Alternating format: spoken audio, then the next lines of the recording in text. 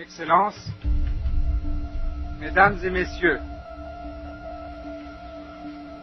il m'est extrêmement agréable de vous souhaiter la bienvenue dans notre capitale, tant en mon nom personnel qu'en celui du peuple iranien tout entier.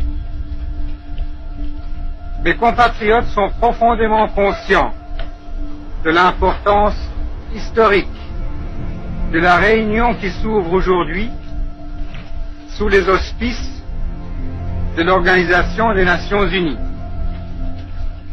Ils ressentent une grande fierté devant le choix de leur pays comme siège de la première conférence internationale des droits de l'homme.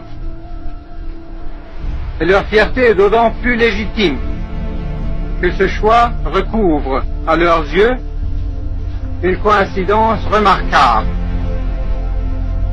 Est-il besoin en effet de rappeler ici que l'ancêtre des documents reconnaissant les droits de l'homme fut promulgué sur cette terre même il y a quelques 2500 ans par Cyrus le Grand?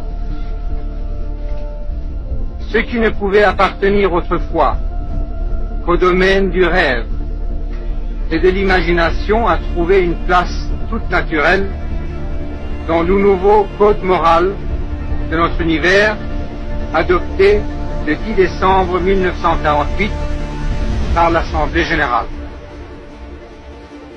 Si nous révérons toujours les principes inscrits dans la Déclaration universelle, il n'en reste pas moins nécessaire de les réajuster aux nécessités de notre temps.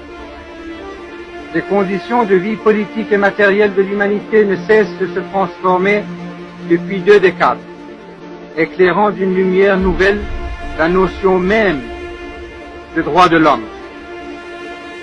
Je n'ai pu en terminant que formuler des souhaits sincères pour la pleine réussite de vos travaux, afin qu'un pas décisif s'accomplisse dans la voie du respect effectif de la dignité de la personne. Car la véritable bataille de l'humanité actuelle consiste surtout dans la croisade des hommes en vue d'éliminer les discriminations et les injustices sociales sur le plan national comme sur le plan international.